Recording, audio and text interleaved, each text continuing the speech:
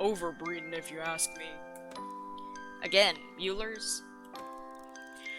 They're the elder cats, the island originals. They can't speak the way we can, hence the derogatory term. Whoa. Muellers. And how are they to blame, exactly? Well, if I knew that, there would have been no need for this elaborate kidnapping. It's hardly proving to be a roaring success, after all. Look, Kara. All we really know about here is that we are no longer safe on this island. The elders who live within the danger zone are hostile towards us. Not sure why, it's just always been that way. And now because cats are being taken, nowhere else is safe either. You expect the occasional mishap. We live in an undomesticated world here, after all. But lately, cats have been disappearing almost every day. Even the last human we catified went missing. I'm sorry, what? Let's not open old wounds, Gibbles. Yes, onwards and upwards. Well, first things first. This were-cat thing. Catification. Transition. Whatever. How does it work? Time passes, then you wrong voice. Time passes, then you transform into a cat. Yeah. It's a gradual process. It's different for everyone, but you won't just turn overnight. The clock is ticking, however. The first side effect of transition is being able to understand us. Well, some of us.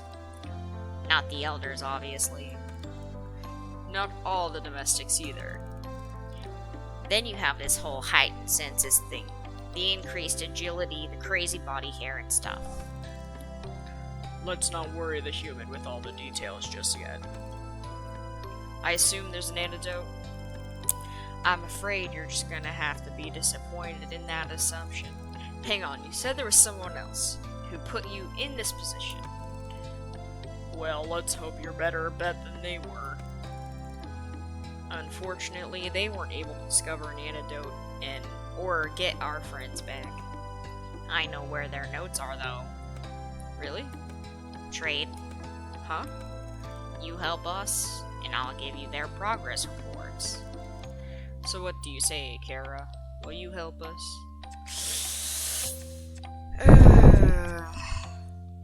I feel like if I don't help them, it's just gonna force me to help them anyway. Not much of a choice, really, is it? Afraid not. Okay, fine. So where do I start? Is there anything you can tell me that will help me track down your missing friends?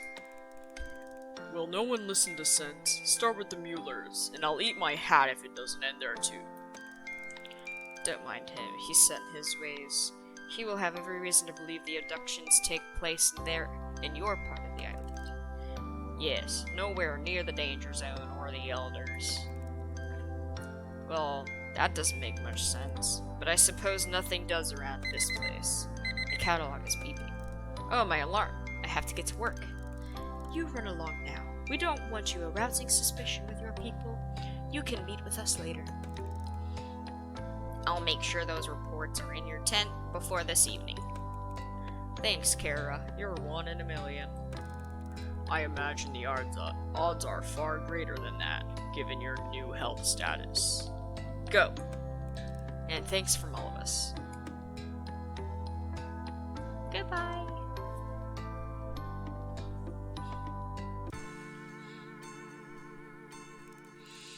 After a rather painful journey, I'm grateful to finally limp into camp. I have just enough time to get myself tidied up for work and am about to peel off my filthy pajamas when I hear my catalog beeping. I have a message, but I can't tell who it's from. It's not from any of my contacts that Professor Popper programmed into it. In fact, there's no contact information at all. Are you sure it is wise to trust everyone?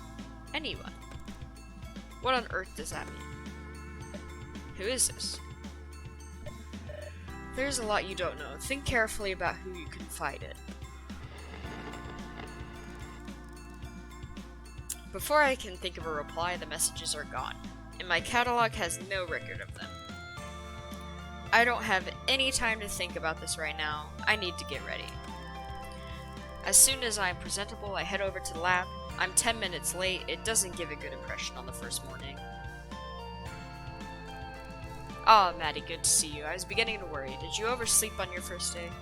I'm terribly sorry, sir. I think the traveling and all the excitement of yesterday, I take punctuality very seriously. He cuts across my apology. Not to worry, it's perfectly understandable. You'll find I'm quite relaxed about most things. As long as you get the work done, I don't mind what hours you keep. Thank you. So, shall we get started? My goodness, what on earth happened? He's looking at my scratches all over my hands.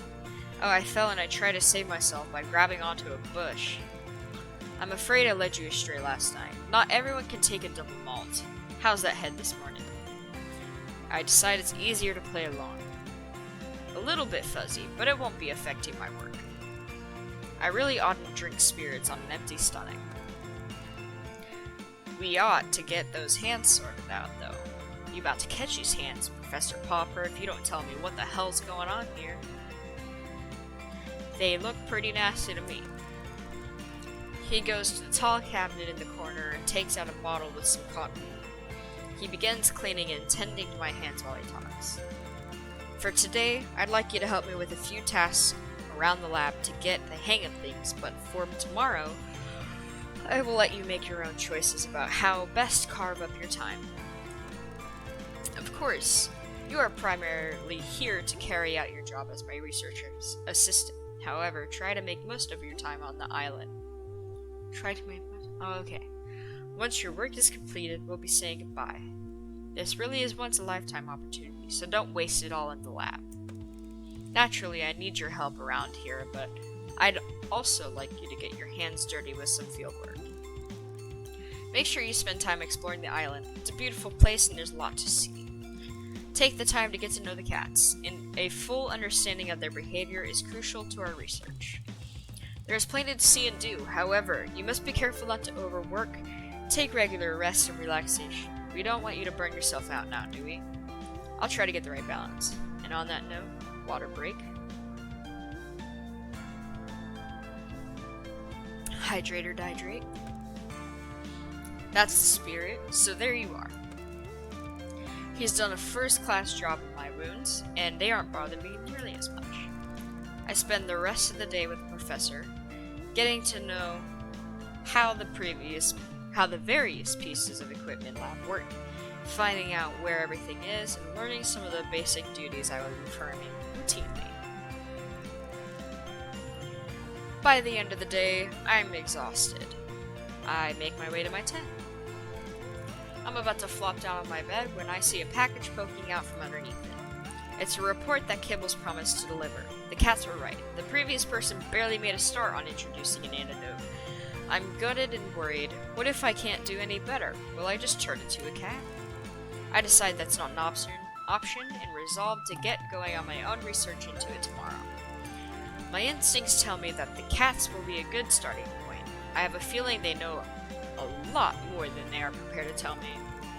I need to gain their trust and see if I can't get them to open up a bit. I'm sure I'll make more progress if I focus on one at a time. I'm optimistic that one-to-one sharing will prove fruitful, and it's a small glimmer of hope. Tonight, I am not fit for anything. I can barely even write in my journal before I fall asleep.